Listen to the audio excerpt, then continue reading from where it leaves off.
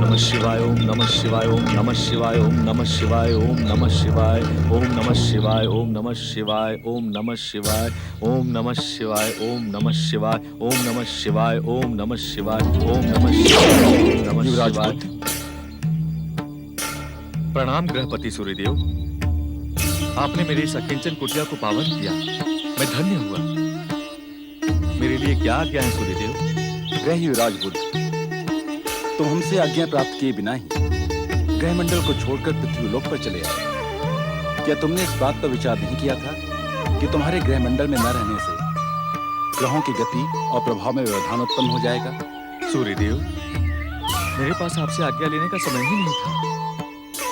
जैसे ही मुझे देवगुरु बृहस्पति से आज्ञा प्राप्त हुई, मैं पृथ्वीलोक की ओर प्रयाण कर गया, ये सोचकर कि तपस्या करना ग्रहों का कार्य नहीं है बुद्ध देव। ग्रहों का कार्य है सृष्टि व्यवस्था के अनुसार ग्रह पथ पर चलकर विश्व को प्रकाशित करना, प्राणी मात्र के भाग्य का मार्गदर्शन करना। इस सत्य से मैं परिचित हूँ सूर्यदेव, परंतु मैं विवश था ग्रहपति। अपनी माता की पाप निवृत्ति के लिए मुझे पृथ्वीलोक आना ही पड़ा। तो क्या तुम्हारे लौटने तक बुद्ध ग्रह ज्योतिहीन रहेगा? ग्रह व्यवस्था गतिहीन रहेगी?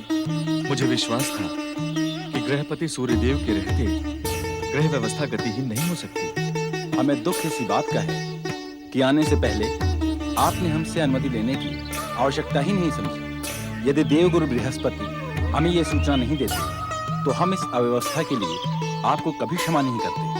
सूर्यदेव, आप ग्रहपति एवं भगवान नारायण के प्रतिनिधि हैं। आपकी इच्छा हो तो ग्रह व्यवस्था को मेरे बिना भी गतिमान रख सकते हैं। वैसे भी बुध ग्रह सदा से ही सूर्य नारायण का अनुगामी बनकर चलता रहा है। इसलिए मेरी आपसे प्रार्थना है कि बुध ग्रह को अपनी दिव्य किरणों से ज्योतिमान एवं गतिमान रखें। ब्रह्मा जी की सृष्टि व्यवस्था में एक क्षण के लिए भी व्यवधान अनर्थकारी सिद्ध हो सकता है। इसलिए जो तुम कह रहे हो वो व्यवस्था हमने कर दी है। बुध ग्रह सूर्य की प्रभा से ज्योतिमान और गतिमान है।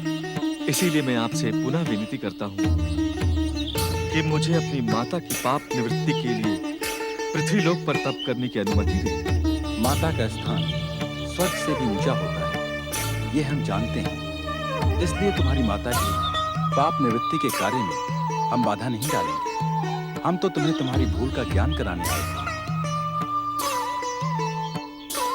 तुम्हारा कल्याण।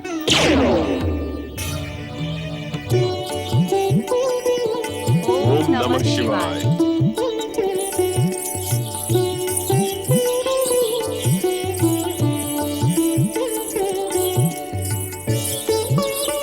प्रणाम महाराज इल, महारानी विजया। आपके आगमन से मैं कृतज्ञ हुआ। हम आपकी कुशल क्षेम पूछना है योगराज। यहाँ आपको कोई असुविधा तो नहीं? यह स्थान आपको रुचिकर तो लगा ना?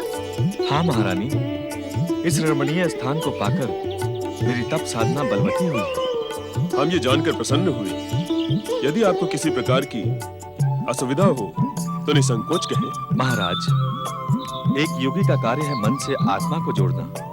उसे शारीरिक असुविधा की चिंता होना उचित नहीं है।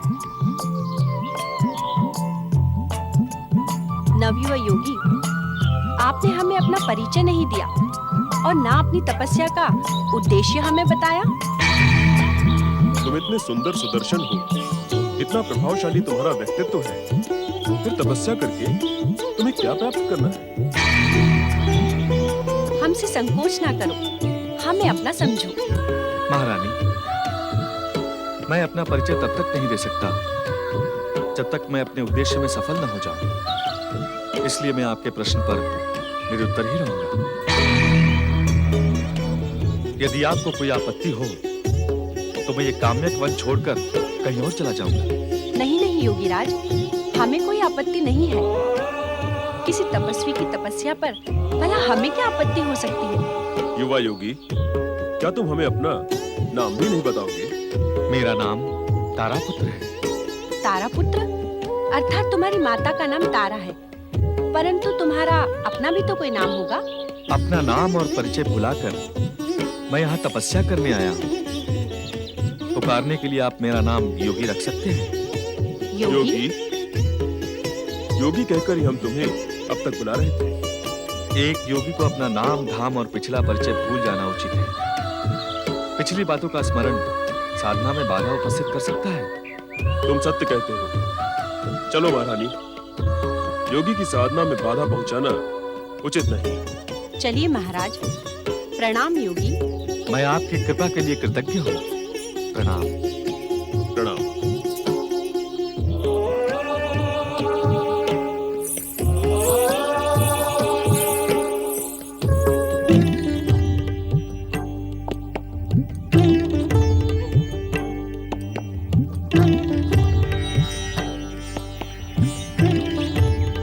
वो देखो देवी,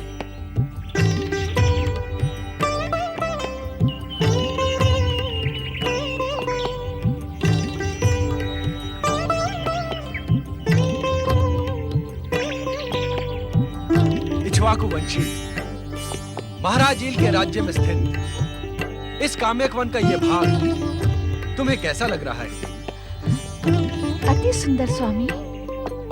शक्ति वन के लिए ये रमणीय स्थान उपयुक्त नहीं। ये मैं आपकी इच्छा पर छोड़ती हूँ स्वामी। आपका चयन मुझे स्वीकार होगा। और हमें तुम्हारा वो प्रस्ताव स्वीकार है कि अर्ध नारीश्वर से अब हमें पूर्ण नारीश्वर बन जाना। ओम नमः शिवाय। ओम नमः शिवाय। ओम नमः शिवाय। ओम नमः शिवाय। ओम नमः शिवाय। ओम नमः शिवाय। ओम नमः। वहाँ देखिए स्वामी, ओम तारा पुत्र बुद्ध आपकी आराधना करते हुए तपस्या कर रहा है। हम बुद्ध की कामना अवश्य पूर्ण करेंगे देवी, किंतु बुद्ध के इस आश्रम को हम नारीमय शक्ति वन की सीमा से बाहर रखेंगे। कैसा विचित्र संयोग है स्वामी। ये स्वयं इस काम्यक वन में आकर शिव आराधना कर रहा है। ये इसके धर्मपिता देवगुरु बृहस्पति का ही आदेश था। बुद्ध अपने धर्मपिता के आदेश का ही पालन कर रहा है। स्वामी, आपने ये नहीं बताया कि आप बुद्ध के आश्रम को नारीमय शक्तिवन के बाहर क्यों रखेंगे? इसके दो कारण हैं देवी। एक नहीं, दो कारण हैं इसके। हाँ, पहला कारण यह है कि हम बुद्ध को नारी रूप में परिणत करने के इच्छुक नहीं। और दूसरा कारण? दूसरा कारण है हमारे एक कन्या भक्त की कामना पूर्ण करना। परंतु इस समय तुम उस भक्त का नाम न पूछना। क्यों स्वामी? समय आने पर तुम्हें अपने आप सब ज्ञात हो जाए। जैसी आपकी आज्ञा स्वामी। जब हम काम्यक वन पहुंच ही गए हैं तो यहाँ तुरंत शक्तिवन की रचना करें। अब उसके लिए प्रतीक्षा की क्या आवश्यकता है? प्रतीक्षा समाप्त हुई देवी। हम अपना वचन इसी समय पूर्ण करेंगे। नारीमय शक्ति वन का निर्माण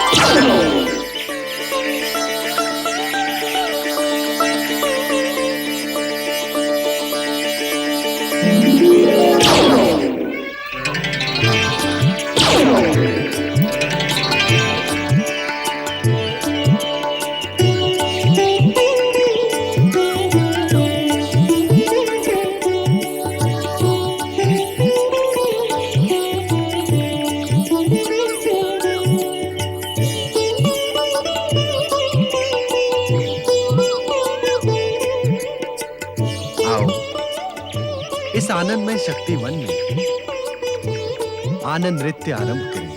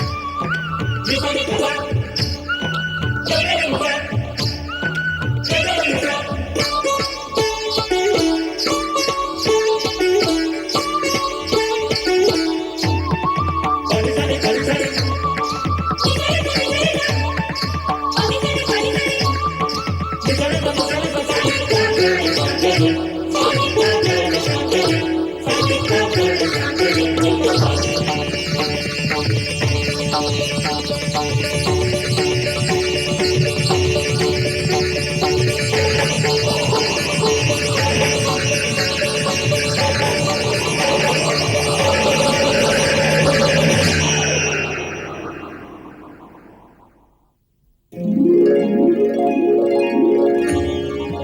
नमः शिवाय। ओम नमः शिवाय। ओम नमः शिवाय। ओम नमः शिवाय। ओम नमः शिवाय। नारायण नारायण, कल्याण भव। ओम नमः शिवाय। नंदी महाराज, आप इस प्रकार मूर्तिवत क्यों खड़े हैं? भगवान भोलेनाथ के आदेश से देवऋषि। नारायण नारायण, नहीं नहीं, भगवान भोलेनाथ अपने परम भक्तों को ऐसा कठोर आदेश नहीं दे सकते। जब भगवान भोलेनाथ यह है ही नहीं, आप प्रणाम कैसे कर रहे हैं? तो क्या करूं देवऋषि, भगवान भोलेनाथ ने मुझे अपने निश्चय पे दृढ़ रहने को कहा है। यदि मैं अपना निश्चय तोड़ दूं तो क्या कहेंगे भगवान भोलेनाथ? नंदी महाराज, कृपया आप मुझे ये बताएं कि इस समय भगवान भोलेनाथ और माता पार्वती कहाँ हैं? मैं कुछ नहीं जानता देवऋषि। मेरा हृदय तो भगवान भोलेनाथ माता पार्वती के दर्शन के लिए व्यग्र है, परंतु मैं विवश हूँ। नारायण नारायण। नंदी महाराज, कृपया आप मेरी बात माने कि मन के कष्ट को अपने शरीर के कष्ट से ना जोड़ें और अपनी ये प्रणाम की मुद्रा को छोड़ें और अपने थके शरीर को तनिक आराम दें। नंदी महाराज, सच्चे मन से आप भगवान भोलेनाथ और माता पार्वती को स्मरण करें तो स्वयं आपको भगवान भोलेनाथ और माता पार्वती का पता मिल जाएगा। आप भी उन्हें ढूंढने का प्रयत्न करें देवऋषि। आप तो सारे संसार में भ्रमण करते रहते हैं। आपकी दृष्टि से कोई स्थान छिपा नहीं रहता। अवश्य नंदी महाराज, अवश्य। आप निश्चिंत रहें, मैं भगवान भोलेनाथ और माता पार्वती का पता लगा कर ही रहूंगा। तब तक आप ओम नमः शिवाय इस पंचाक्षरी मंत्र का जाप करें। अब तो ओम नमः शिवाय का ही सहारा है देवऋषि। ओम नमः शिवाय, ओम नमः शिवाय, ओम नमः शिवाय, ओम नमः शिवाय।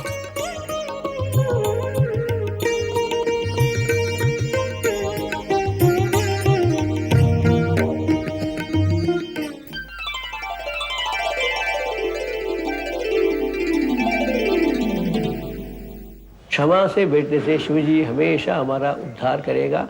उद्धार करने वाले के शिव जी का स्वरूप है, दुख देने के लिए शिव जी का स्वरूप नहीं है। इसलिए विश्वास हम लोग करना है, शिव जी हमारा मंगल करेगा। स्वस्थ्रेयशम शिवम भद्रम कल्याणम मंगलम शुभम, ऐसे मंगल शुभ देगा। ये विश्वास से हम लोग भगवान का भक्ति करना। कोई कोई का ऊपर विश्वास आजकल कर रहे हैं, भगवान का ऊपर विश्वास करना है। वही कहा है अनन्यास चिंतयन्तो माम, ऐसे जो अनन्य चिंतन से भगवान का भक्ति करेगा वो प्रभु जरूर आशीर्वाद देता है। परमेश्वर का आराधन करके ईश्वर का कृपा लेना। जय जय शंकर, हर हर शंकर। नमः पार्वती पते, हर हर महादेव। भक्तजन, आप हमें 108 बार ओम नमः शिवाय लिखकर भेजें। जिन 500 भक्तजन के पत्र हमें पहले प्राप्त होंगे उन्हें जगत गुरु शंकराचार्य जयेंद्र सरस्वती स्वामी जी की आशीर्वादमय जपमाला भेंट की जाएगी।